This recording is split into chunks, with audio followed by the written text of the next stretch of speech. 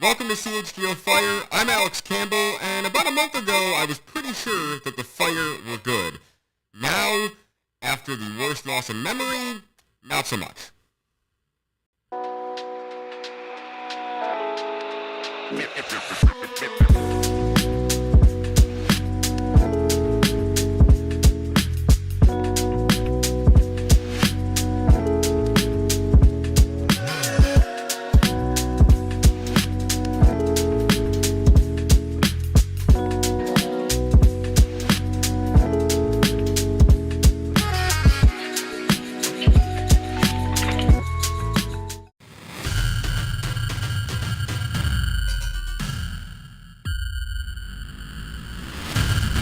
This is CHGO Fire presented by Sunnyside. Visit sunnyside.shop for bright buys every day, including 50% off your first 3 online purchases when you enter promo code HICHGO at checkout to qualify. Exclusions apply. Sunnyside Cannabis Dispensary, bright buys every day, only for 21 and over or Illinois medical card holders. Welcome back to CHGO Fire. I am Alex Campbell. Happy spring. Officially, I think we can say at this point, though the Fire have not gotten off to a springy start to the season, I guess you could say that based on a 7-2 loss in Nashville the other night. We will get to that. Also later in the show, I'll be joined by General Manager and President of Edgewater Castle FC, Andrew Swanson, a local amateur team here in Chicago, to talk about his and the team's new podcast, their new home for their upcoming seasons, grassroots soccer around the area, and much more. But we do have to talk about the 3 games that were played since the last time we had one of these shows. Of course, the first of those was Fire 0 Inter Miami 0. And what do you know? Messi did finally show up, and that was matched with a sellout crowd at Soldier Field, record for the Fire. First time they've sold out that entire building, so that part was really cool. Miami were pretty mad this entire game, except for Messi ringing the post twice with free kicks. This was the 4th game in 14 days that all of the old Barcelona guys were starting, and so it looked it. Messi, Suarez, Busquets, these guys were not looking the fleetest at this point. The Fire grew into this game. They were probably the better team overall. Game got really fun in the last 10 or 15 minutes when both teams clearly made an effort to try and win. Mayor and Haile Selassie probably should have scored. He had a chance from about 8 yards out after a nice cutback from Jonathan Bamba that he did not finish. It ends 0-0. All in all, it's a good point. It's a fun day. It's a record sellout crowd. And, hey, once again, the best press box food we get all season is whenever Miami comes to town. So that is a very nice bonus as well. Second game of that series, Fire 2, Cincinnati 3. This game sucked. Just lots and lots of just the dumbest goals you're ever likely to see. First, referee just trips Mauricio Pineda, and then that just launches a counter, 3-on-2 the other way, and Vander's shot takes a massive, massive, massive deflection. Loops over Chris Brady, no chance, 1-0. Second goal, Sam Rogers tries to see a ball for a corner, just does a horrible job with it. Sergio Santos picks it off his toe, tapping for Denke. And it doesn't get any better later. Just puts Jack Elliott in an absolute blender. It's a pretty nice goal, if we've got to be honest with ourselves. And just no chance for Brady there either. We did get a nice Kuipers goal and penalty kick from Brian Gutierrez. But all in all, at the end of the day, this one did not feel that close just from an emotional standpoint. I think it didn't feel like a good game. It didn't feel competitive or close. Yeah. We got some audio issues, though. We're gonna end the show. We'll just go. Let me Well, I mean, it's not on fast. Let's just reset this and let's just give them a fresh start. Do we need It's to not on fast. Yeah, I know, but you're live on YouTube. But I mean, nobody heard at the first 4 You're minutes. gonna stuff. Yeah. Alright, let's just try this real quick.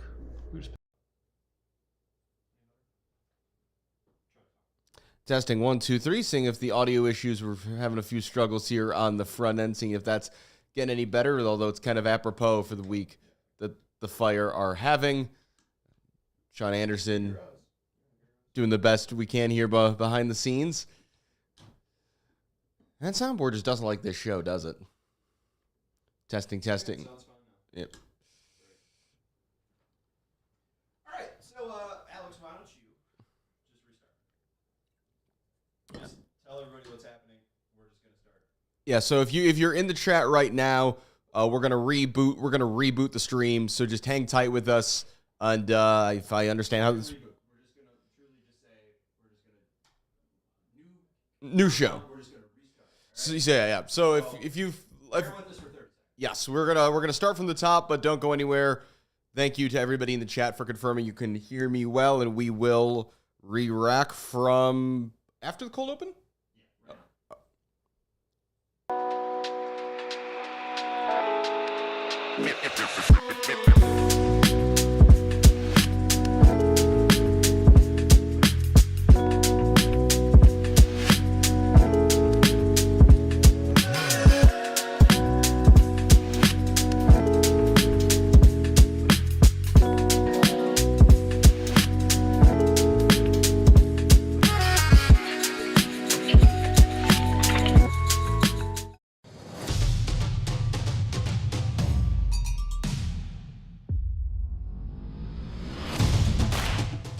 This is CHGO Fire, presented by Sunnyside. Visit sunnyside.shop for bright buys every day, including 50% off your first 3 online purchases. Enter promo code HICHGO at checkout to qualify. Exclusions apply. Sunnyside Cannabis Dispensary, bright buys every day, only for 21 and over or Illinois medical card holders. Hello and welcome back to CHGO Fire. I am Alex Campbell. Happy spring, though it has not been a happy start to the spring for the Fire, getting just absolutely bludgeoned by BJ Callaghan's Nashville SC the other night. We will get to that in a few minutes. We will also get to a conversation with Andrew Swanson, general manager and president of Edgewater Castle, one of the local amateur clubs here around Chicago. They've got a new podcast. Their men's and women's teams will be playing in a new stadium this year. So lots of exciting stuff to talk about with that. But first, let's get to the soccer. There have been 3 games since we last had a show. The first one was, of course, Fire 0, Inter Miami 0. And what do you know? Messi showed up, and he was greeted by a sellout crowd at Soldier Field. First time the Fire have entirely filled the building, so that was pretty cool.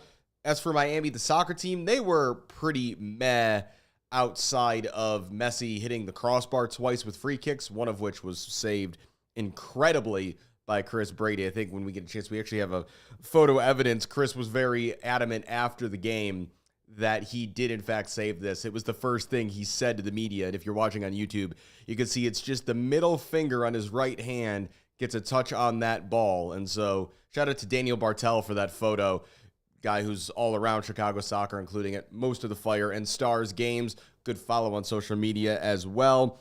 Fire got better as this game went on, and I thought they were probably the better team overall. There was also a bunch of chances for either team to win this thing late. It got way open and end-to-end. Marin Haile Selassie had the best of those chances. Got a great cutback from Jonathan Bamba. Probably should have scored from about 8 yards out. But all in all, a draw with Miami. That's a good point. And also, shout out once again to the Levy restaurant staff who have been great all this year. But when Messi's in town, when Miami's in town, that press box food is just a little bit up on another level. So that's always a fun time, regardless of what's going on out on the field. Less of a fun time. Fire 2, FC Cincinnati 3. God, all the goals in this game felt extremely dumb. The first one, the dumbest, and this was the right call, and you could see that Berhalter was fuming afterwards, but, you know, being the nerd that he is, he was adamant to point out that this was according to the rule book. Referee just absolutely trips Mauricio Pineda. Would have been a yellow card challenge if a player did it. Launches a counterattack, FC Cincinnati out and running, and then the Fire looked like they've kind of gotten back and recovered, only for Evander's shot to take a ridiculous deflection, loops up and over Brady, no chance, 1-0. Then for the second goal, there's a ball that looks like it's rolling toward the end line and going to go out for a goal kick. Sam Rogers trying to usher it there. Just does a really bad job of that, and Sergio Santos picks his pocket. Quick cross, Kevin Denke tap in 2-0.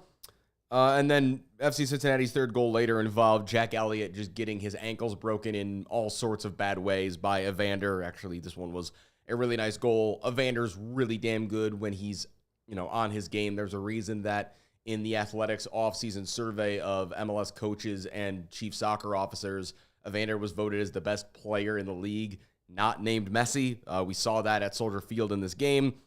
Hugo Kuiper scores a nice goal. There was some good team buildup to that as well, so he continued to play well. Brian Gutierrez scores a penalty. It was interesting to hear from Gregg Berhalter after this one that Guti is the team's designated penalty taker, so thought that was interesting. Fire still haven't won at home this year in 5 attempts. Speaking of not having won in 5 attempts, their last 5 games, the Fire are without a win, thanks to, Nashville 7, Fire 2. Let's go through the goals here real quickly. We had, Jack Elliott, of all people, with a lack of awareness to concede a bad PK by just kicking a guy. A bunch of guys standing around watching on a corner kick, in particular Brian Gutierrez for a free header. Amari Glasgow completely loses Alex Mule. Jack Elliott can't recover. Sam Rogers is just standing around on the third as Hani Mukhtar taps in. 4th goal, Andrew Gutman gets out jumped for a long ball. He's way overloaded. This was a common theme that there was just this space between Bamba, who's been better than this generally in terms of his tracking back this season, and Gutman. And suddenly Gutman was just absolutely surrounded by yellow shirts. Everyone else is ball watching. Mukhtar's wide open, gets his second. 37th minute double substitution, not usually a good sign. Andrew Gutman and Mauricio Pineda go off. Jonathan Dean and Jay Davila come on. It did not get better after this. Omari Glasgow with an obvious push in the back of Sam Surridge. Brady almost keeps out Surridge's PK. That's 5, and we get to halftime at 5-0. Halftime, there was no clear improvements, adjustments, whatever. Andy Nahar with a great ball over the top that Chris Brady should easily come out and clear. Just gets cement in his shoes, doesn't move. Sam Surridge with a really, really easy goal.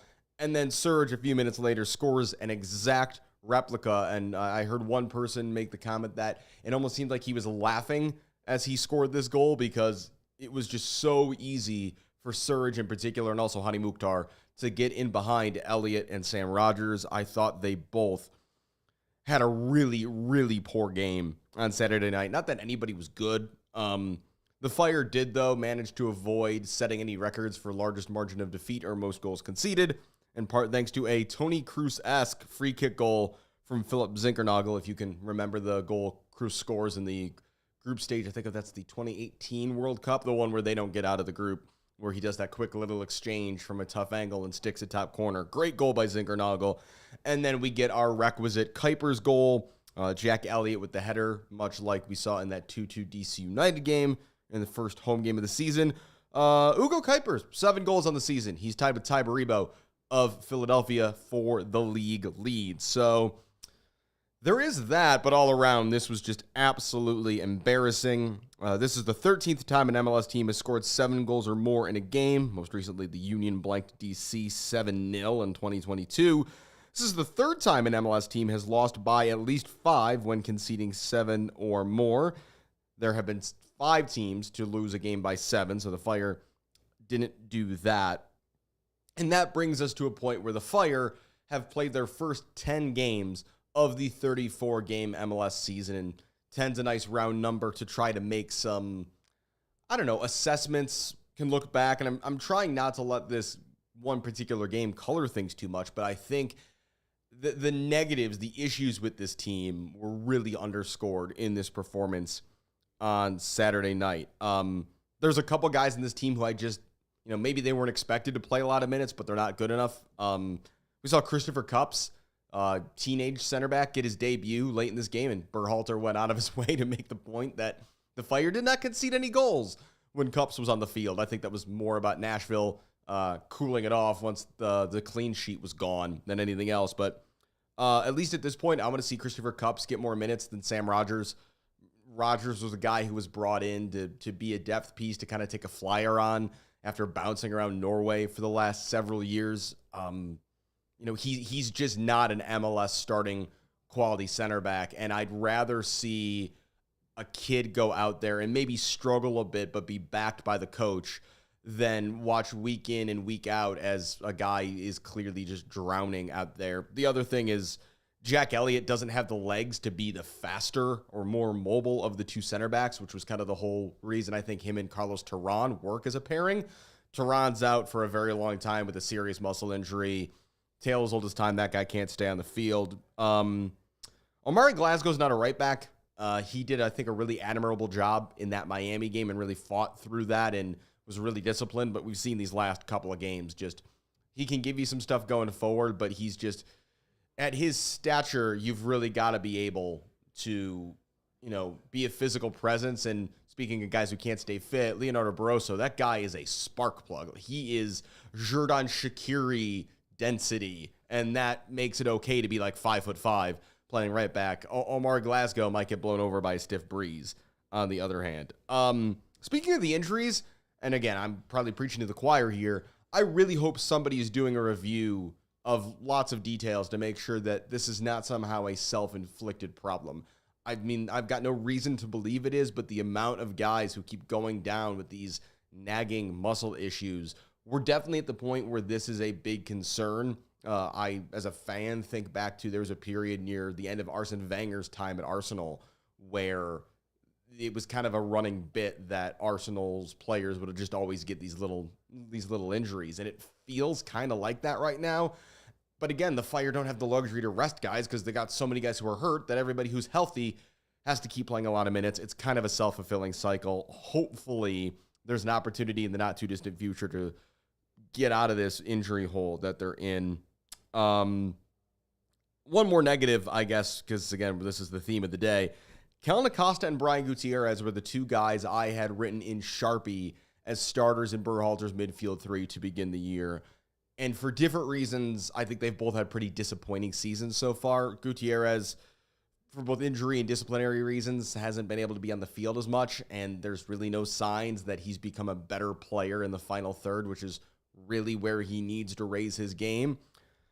And man, Kellyn Acosta, well, credit to Kellyn for talking to the media after the game in Nashville on Saturday night. That was certainly not a fun experience, and probably I'm sure he didn't want to remember that game any longer than he had to. But Acosta, I think maybe at this point has lost his place, though, Pineda gets the first half hook in this last game. And just for the guy who was, a veteran, the guy who's the team captain, and a guy who has experience with Berhalter, I've just kind of been a bit disappointed by what we've seen from Acosta. Kind of felt like everybody gave up on Saturday night, but to see him in particular more not be the voice that, can kind of keep things together, that was a little bit frustrating. On the positive sides, Ugo Kuipers, been absolutely awesome. Zingernagel and Bamba, even though they haven't been perfect this year, have been huge reasons for that. They've been very solid. Zingernagel and Bamba both providing better service, both helping get the ball up the field more. Kuipers is going to score goals. He's already at 7 in 10 for the season. I don't see any reason why that pace isn't going to keep going. On the attacking note, though, I would like to see Bamba be a little bit more consistent. I know it's always tough for these guys coming over from Europe, being asked to now play through a full MLS season and the rigors that brings with it. But, man, when Bamba's on, he is so damn good and so dangerous. And I think fans in general, would agree that we would just love to see him keep that high level a bit more. There are games he seems to drift in and out of, and it's, again, the Fire aren't the same team when he's not on his game. Also, Chris Brady, we've talked about this season on this show. He has leveled up this year. He is definitively a better goalkeeper this year than he was last year. But if the defense in front of him isn't very good, it doesn't matter. The Fire play their next 3 games at home. 2 of those are in MLS. This Saturday against Orlando. The following Saturday, day game against Atlanta United. And then the week in between, bit different. They're at SeatGeek Stadium out in Bridgeview next Wednesday. They take on Detroit City of the USL Championship in the US Open Cup. It is the Fire full first team, though. I am interested to see how Gregg Berhalter elects to handle squad rotation. Does he play all the kids who have first team contracts? What else goes on? And one last note before we bring in Andrew Swanson of Edgewater Castle. Shout out to that U15 Fire team that went over to Italy this past week. They are just killing it over there. I think there's a couple more games to come, potentially, although they may be on their way home now that I think about it. In any case, They went out there, they won their group, they beat PSG 2-0 in the course of that. Son of former co-host Pat McCraney, that being Finn, scored an absolute worldie of a goal. I know that kid is tactically a right back, but more and more time goes on and he keeps scoring these shots. He had one against Mexico for the youth national team a couple months ago that was in this category as well. So shout out to those kids. Between Finn, Robert Turdian, there's a lot of fun, exciting talent on the young end, and the future is bright. We're going to look, though, a little bit more into the near future here now at this point, and Andrew Swanson of Edgewater Castle is going to join me here for the remainder of the show. Andrew, come on down.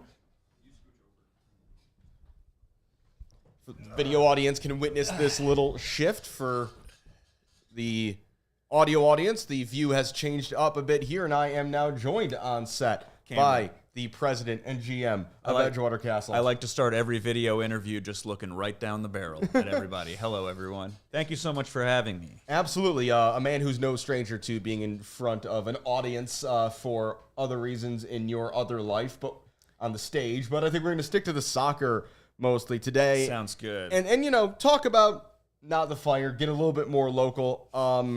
I think this is your first time on this version of the show. I think you've been on previous iterations of me hosting soccer podcasts. Yes, I believe that's true. At some point, this is definitely a technological upgrade from what I've experienced. Yeah, this is in a little any different capacity. So this is a very nice place y'all have here. So I guess to start off the top, for those who maybe aren't familiar with Edgewater and with you, if you're in some new environment and you're making small talk with people and somebody asks what you do for a living, you tell them what?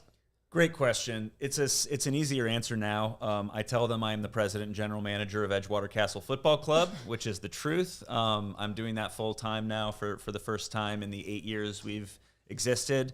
I run a community amateur semi-pro level soccer club in the Uptown Edgewater and Rogers Park neighborhood. So I have a more concise answer now. It used to be sort of a multi-hyphenate, but yeah, that's my focus now.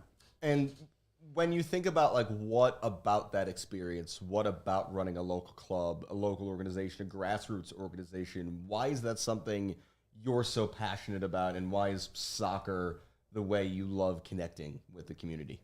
Yeah, I mean, I've always been a pretty community-oriented person. My background, which you alluded to, is in the theater, also in the Edgewater community. So I founded a theater company in college that's still doing very well and being run by some of the other co-founders, called Jackalope Theater. But a big part of my sort of self-education through theater was doing community engagement work in the area and getting to know the neighborhood really well.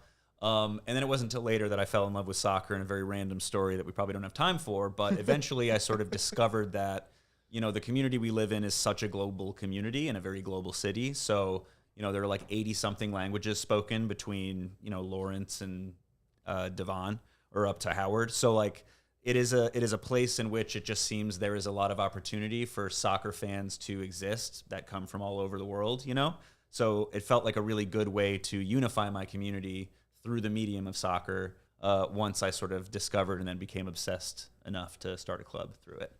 So you mentioned new this year is you truly doing this full time. A couple other new things for you guys this year. The most pertinent to what we're doing here today, talking on a podcast, is you have a new podcast. We do. Stone by Stone, the Edgewater Castle FC podcast, hosted, seems like on an alternating basis by you and Lauren Hall, who's also a player for the Edgewater Castle women's team. Why'd you guys want to start this, and what are you kind of hoping to do with a team-branded podcast? I'm so glad you asked, Alex. My real reason for wanting to start the podcast was basically just a part of wanting to grow the club, wanting Edgewater Castle to grow and get more experience in different aspects of being a club, right?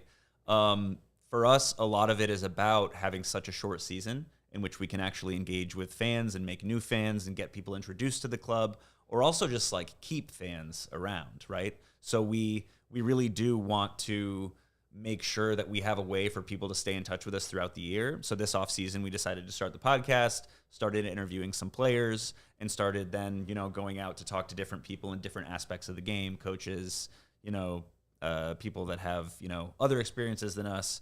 So that's been really cool as just sort of a way for us to not only keep the brand out there and also, just tell some cool stories about it. But yeah, Lauren's done an amazing job as a host. We've also had a couple other people host episodes at the club, and we're going to continue to do that until the season starts in May. The league, I saw someone ask in the chat. I can see the chat here, which is amazing. Yes. This place is so high tech. But the leagues we play in, our men's first team plays in the Midwest Premier League, and then our women's team plays in United Women's Soccer, First Division. We also have a U23 team on the men's and women's side that play in local U23 leagues. So, Yeah. Eric. Lots of soccer. And as for where you can see that soccer this year, that's another fun new development. For several years now, this is a team that, although Edgewater is in the name, it does not very often play in or around Edgewater, the exception sometimes being the turf fields off Foster Avenue, which, are a nice place to play, nice surface to play on, but not exactly a stadium. You've mostly been playing games at the Fire Pitch in North Center. Again, nice facility, not really a stadium for the last several years. So how exciting, how big of a deal is it that both the men's and women's first teams are going to play at Loyola University's Hoyne Fields this season, which, if not in Edgewater proper, are at least Edgewater adjacent? Absolutely, yeah. It's honestly just one of the biggest milestones for us. Since we started in 2017, we do a ton of year-round community engagement work, working with the youth through the Chicago Park District and our partnership with them. We have sort of year-round community engagement programming that we do in our community, and we have never sold a ticket to a game like within walking distance of the neighborhood. So this year, in our 8th year of existence, we're moving to Loyola's Hoyne Field, which has 2,000 seats. It's got a lot of things going for it. You don't have to bring your own chair, which is huge for us. And yeah, we're really, like I mentioned with the podcast, we're really trying to elevate the product that we're putting out there, which is, yes, founded as a grassroots nonprofit, but now we've really evolved the club to want to become just sort of a bigger part of the ecosystem here in Chicago in soccer. So playing within walking distance of our office in Edgewater and all of our partners that are local, it just means the world to us, because a lot of the people that we've been working with in the community over the years have just never really had the capacity to get to our games easily, right? So now we're able to not only get the sort of, the sickos who love soccer in Chicago to come out, who do, and we're very grateful to them for that, but also, just our neighbors and the people we see at the grocery store, we can actually be like, hey, you should come to this, and they might just do that. So it's a really big deal for us, and we're very obviously proud of our community. So being able to play there is a huge deal for us, yeah. And if you're not familiar, it is right off of Devon Avenue, which features some of the best food that's in the entire city. Just that, it's almost like just this series of South Indian and South Asian restaurants that just for miles, or not miles, but maybe a at mile least there. 2 miles, maybe. I mean, it's an incredible place. If you've ever heard of Garib Nawaz is across the street from Hoyne. There's an incredible amount of great restaurants up there, and that's just another one of these little pockets of very deep culture that you can find in that part of the city. So I recommend it to anyone, hopefully before or after an Edgewater Castle game. Yeah, absolutely. And there'll be plenty of those this summer for both the men's and the women's team. I did also want to ask you about, this is kind of a more general question. Promotion and relegation has been a topic around U.S. soccer, American soccer, for a long time, with some people who are very in favor of it, some people who feel very strongly against. It's been in the news lately because the USL is considering a model where they would have a true English-style 4-division pro pyramid, and with promotion and relegation between the levels. Pro-rel, though, does exist already in American soccer. It does. In the most limited capacity, because it exists in the, this is going to be a lot of words, the Heartland Conference of the Midwest Premier League. There is Pro-rel, 2 divisions. Edgewater Castle is in Division 2 as of right now. Has the introduction of a pro-rel system for the men's team, has it changed anything at all about, the way you guys see the league? And does it feel like such a great idea when you're in the lower division? That's a really good way of asking that question. The answer is yes. We love it. Last year we did not get promoted, which really obviously sucked. Not getting promoted and going through that experience is a very real thing. It's not fun. But the truth is that in a season in which every game really can matter, that makes a huge difference, right? Because for us, regardless of what league we're in, like we want to make sure that what we're putting out there and the games we're playing are entertaining and that people want to come see them and want to stay engaged with it. So for us, it's not so much about like how good can we say we are in the Midwest Premier League. It's about like how good can the product of a game we're putting out be. And for us, being able to say, like, even though we're in the second division, we're still fighting for something, right? Right. That matters a lot. And like our last couple games last season meant a lot more than they would have the year prior if we'd been like halfway down the table in one division, right? I think with the USL and what they're sort of hoping to introduce by 2028, it just makes a lot of sense if the goal is to build the healthiest, biggest, strongest ecosystem possible. If the goal is to like guarantee the most amount of money to the smallest amount of people, it's probably not the best route to go. But I think like that's a good thing to see, the conversation happening around there just being a general interest in making the ecosystem better, which means that there is more to fight for in lower divisions, and it does sort of matter more, and the value of your potential is way higher as a smaller team, right?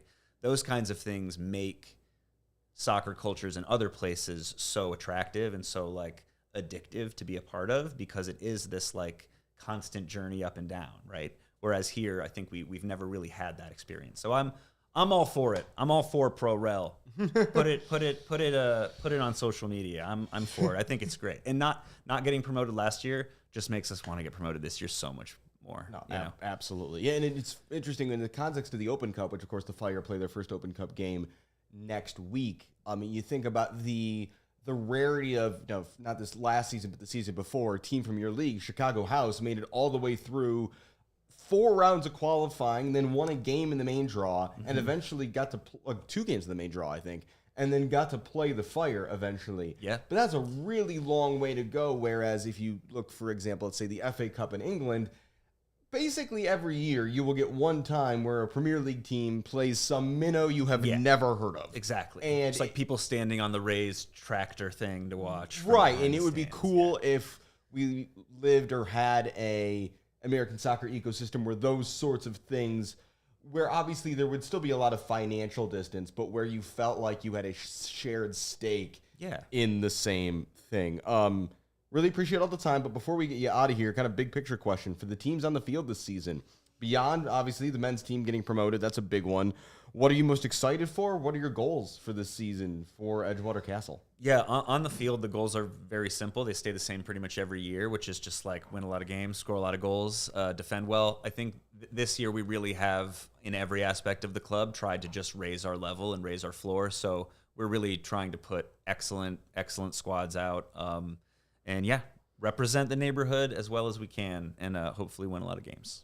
Well, here's to winning a whole lot of games. Andrew Swanson, President General Manager of Edgewater Castle. Best of luck to your teams this season. Looking forward to seeing them in person here in a few short weeks. And thanks so much for taking the time to come on CHGO Fire. It is my absolute pleasure, Alex. Thank you. Thank you for having me. Absolutely. And that is going to do it for this episode of CHGO Fire. Thank you to Andrew. Thank you to Sean Anderson behind the scenes. If you're watching live on YouTube, you're going to have to flip over to a slightly different link. CHGO Stars is next. Join me for that if you can. Otherwise, track that down wherever you're listening to this, where you get your podcasts. But I'll see you next time. I'm Alex Campbell here at CHGO Fire. Now my We all silly like the mayor.